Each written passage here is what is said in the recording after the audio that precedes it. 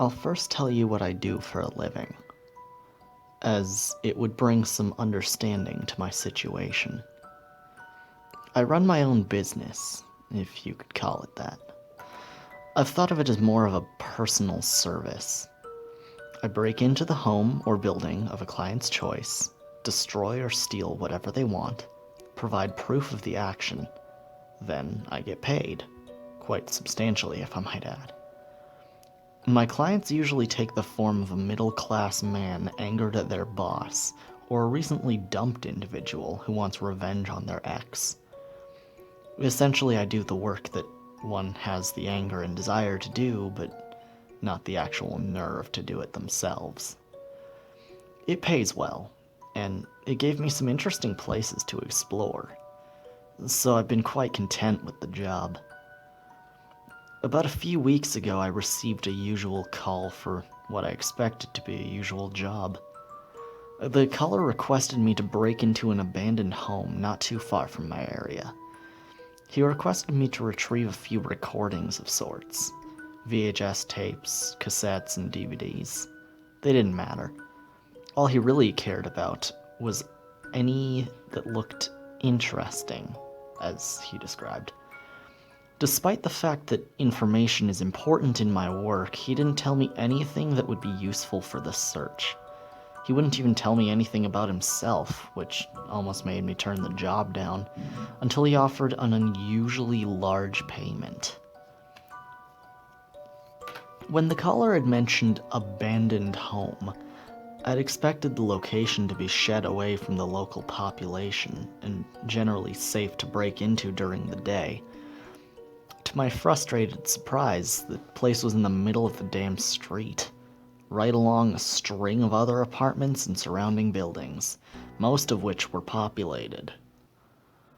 People on the sidewalk strolled past it, not acknowledging its derelict state, sometimes being taken aback by its derelict state. I came back after dark, and it was just how I wanted it to be.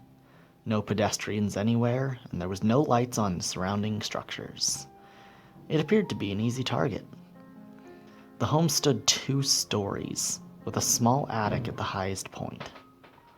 It didn't look like the most enjoyable place to live, even before it aged. The best word I can think of to describe its living quality would probably be confined. It appeared to have only a single window, which was on the attic level. The front door, what I believed to be the only entrance, had an unnecessary amount of locks on it, all of which were now rusted away. It opened with a mere tap of my foot. I should probably state here, though, I don't have nyctophobia or anything of the sort. I enjoy completely dark abandoned buildings as much as the next wandering man. By my first step into the house, I wanted the job done fast. What I'm saying is that I'm not paying attention to specific details at this time, of both the home and what may have been there. When I had turned on my flashlight, the first room appeared entirely vacant of anything, as if it had been completely cleared after the departure of its residents. This was both good and bad in my situation. This meant that the room was free of obstacles, but it also meant that I would need to search more of the home, which I wasn't excited for. There were other homes around, but I would be fine if I at least kept the noise to a decent level. The place had hardly any windows at all. I had gone up the stairs to find a similar area, an empty room with nothing that I was looking for. This meant further worse news. I'd have to check the attic. Though I said I wasn't severely frightened by the dark, I'd be lying if I said I didn't have any discomfort with tight spaces. The attic was accessed by a standard pull-down stairway on the ceiling of the second-story room. It took a couple of jerks to budge, but it came down without much resistance. A large cloud of dust covered my view for a few seconds, which made me realize how old the place really was. Each step of the stairway creaked tremendously, to where it became more irritating than unnerving. The last step brought me inside the attic, which showed the only window in the house. A bit of moonlight shined down into the small room, which helped ease my tension by a near insignificant amount. Scanning the room, I'd finally caught eye of a few boxes in the corner. 3 aged cardboard boxes, all packed with a number of old VHS tapes. No DVDs, though the place was so old I didn't expect to find any. I was still in a rush to get out of there, so I didn't take much time looking through them. I didn't even pick out a few. I just grabbed the heaviest box and dragged it to the ladder. I didn't realize exactly how much the box was until I dropped it to the floor, in which it made a rather loud crash that seemed impossible for its size. Some of the tapes were probably broken in this process, but I didn't stop to check. I just wanted to be out of there. When I reached the bottom of the ladder, I didn't bother putting it back up. This is where I first saw something strange. When picking the box back up, I saw a small red light in the corner of the room, like a sort of dot. It wasn't moving, but it still stormed to the stairs. I grew paranoid, so I didn't care to investigate what it was. I arrived at the top of the stairs, and I observed something else. The house had another level, which I assumed to be a basement. There was another stairway leading downwards that could only be seen if one was actually looking down the stairs at the second level. At the bottom of the stairway was another faint but noticeable red dot. I was carrying the heavy box of tapes, so I didn't have my hand to shine my flashlight on it, or on the previous one. Then I tripped. There's no way of saying it. I tripped and tumbled down the entire fucking stairway, all the way back down to the first floor.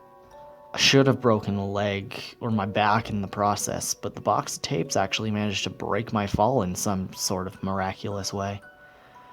The VHS tapes scattered all across the bottom of the stairs, and I didn't want to take the time to retrieve them all. I picked up the 3 tapes that were closest to me. My body hurt like hell, but I was more focused on the fact that I had just made noise similar to the damn police raid. I made it back to my car, and then my home, without issue. I woke up the next morning with aches all over, but I hadn't gotten caught, which was what I cared about.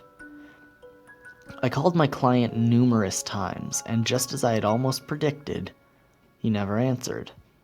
The number he gave me didn't even have an answering machine, as though it had been disconnected. I was quite sure that this client was going to be a no-show, which made me grow quite frustrated. Most of the time I'm able to steal other items during a raid, so a client not giving payment was never a typical issue. However, there was hardly anything to even look at, let alone steal, in that abandoned home, so I was left empty-handed after all the frightful work I'd gone through. All I was left with was the tapes, which I decided to look at, just in case the client actually called back asking what I'd obtained. I was surprised to find that I even still had a VHS player in my closet. Because the tapes had no form of labels on them, I just played the first one on the stack of 3. The first tape I played was just static for a few minutes. I was about to stop it when it actually did cut to a picture. There was a date on the lower left corner of the screen, which was August 2nd, 2010, displayed as 8/2/10. It was the footage of a small room, which was vacant of any furniture, and looked to be in degrading condition. The video appeared to be in a form of night vision, so the room must have been dark. It was lifeless footage until a door, close to the camera, opened. A young woman walked through, and the door shut behind her as she walked in. She started yelling, "Michael! Michael, it's me! Where are you?" She turned around in circles, searching for someone. There was a frantic, worried look of expression on her face. I would assume that this Michael would be her son, or other close person she was looking for. She waved her arms around in the dark before taking her phone out as a source of a light. She walked to the end of the room and took a left at what appeared to be a stairway. The footage went to static a few seconds later. Now, I had an idea of where this footage may have taken place, but I refused to believe it at the moment of watching the tape. I didn't want to watch just for that reason. Though, for my own safety, I had to know if my paranoia was correct. The next tape started similar to the last, static for a few minutes, then it cut to the footage. It was footage of another empty room, which appeared to be in the same decaying state as the last. This footage also had a date and time, but it was March 14th, 2013. More than a year's difference. Someone came in from a small hallway leading into the room. This time, it was an older man. He actually had a flashlight this time and looked to the roof. He pulled down a staircase that led to an attic. This is where I flipped shit. Those red lights, those dots from the corners of the rooms, they were cameras, and they were rolling. The abandoned house was rigged with them. More than I probably even saw. I at first believed it must have been some sort of police setup, in which I immediately checked all of my windows to see if my house was surrounded. I thankfully found nothing. I went back to the tape, and the recording showed the man climbing up the ladder into the attic. He too looked as if he was looking for something, or someone, but he never actually spoke. He also never shined his flashlight around the room, so I doubt he noticed the camera. A few seconds after he was in the attic, the footage ended. But I did notice something. Just moments before the footage ended, the camera moved, as if it was picked up just at the last second. I went immediately to the third and final tape, as I wanted to know what else may have been looking at me in that house. This tape was viewing the stairway. It appeared zoomed in, like it was down another level, but still focusing on the first to second floor. At the top of the stairs was the same man from the previous tape, with the same date.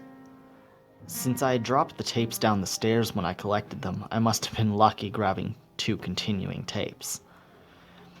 The man in the footage appeared injured this time. He clutched his left arm, which was revealed to have blood running from it when I looked closely enough. He stumbled with each step as he progressed down the first floor. When he was just about at the bottom step, he fell, probably out of exhaustion. At the top of the stairway stood something. It looked to be a person, about 6 feet tall, but I'm not going to make any assumptions that it was human. It walked down to the man, and then began to drag him by his injured arm. The man put up a little struggle, which led to him being kicked in the head by the thing. It moved the man down the second staircase, the one I believed led to the form of a basement. The figure was close enough to the camera where I could see its face, or at least what was covering it. It wore a mask, which looked like an aged rag, with holes cut for each eye and numerous tears everywhere else. The skin exposed by the tears was dark, bloodied gray, which led me to be more content that its face was covered. The thing stared at the camera for a moment, with blurred yellow eyes that made myself even more uncomfortable. Then it picked up the camera and turned it around to reveal a door at the bottom of the staircase. The being picked the man up, opened the door, and kicked the man inside of another room which appeared to be empty. The door was quickly shut once the man went in, and then the camera just viewed the door for the next few minutes. What was disturbing here, however, was the sounds. Behind the door, there were many rapid scratching noises, as if the walls were being scraped. The injured man inside the room began to scream, and so did other voices. The other screams sounded inhuman, more animalistic than the screams of a person. The injured man's screams were quickly cut off after what sounded like the ripping of flesh and snapping of ligaments. I thought at first that the man stopped screaming, but then I realized that all sound had then cut from the footage. The door to the room then opened, and inside the room were other creatures. They almost appeared human. But appeared very frail and gray, with no hairs on their heads or anywhere on their body. Their spines were painfully visible, and protruded from their bodies in an unnatural and excessive manner. The ones near the end of the room began to climb up the walls and onto the ceiling. One of them began to turn around, but the footage ended and cut to static before its face could be revealed. Naturally, I was terrified by this. I'd just been inside that place, and I'd been recorded in the same way. I checked all of my windows again and locked them. I stayed indoors for a few days, keeping constant watch of if I was, being watched. I had burnt the tapes, and when I was sure that I hadn't left any sort of trail from my visit to that house, I began to go out again. I occasionally took another job, but none that involved abandoned homes or structures. Not much more than 2 weeks ago, I'd received a package on my front door. I assumed this to be a payment from a recent client, as most would pay me by simply dropping off their part. I opened it to find 3 VHS tapes, which appeared to be in new condition. They were marked with a number, going from 1 to 3. I played the tape marked 1 first. It was footage of the same abandoned house as before, and it was the camera in the first empty room. A few minutes passed, and then somebody entered it. It was a younger man who wore dark clothing, as if he wanted to keep hidden. It took only a second to realize that this man was me, and that the tapes were of when I entered the house. I went straight on to tape number 2. The second tape was recording the staircase, with the camera planted near the door to the basement. It showed me stumbling out of the hallway to the stairs, with the box of tape in my hands. I took a few steps down, and then I watched myself trip and fall. Except I didn't trip. I was pushed. The figure at the top of the stairs, wearing the same rag on its head as in the previous tapes, had slightly shoved me.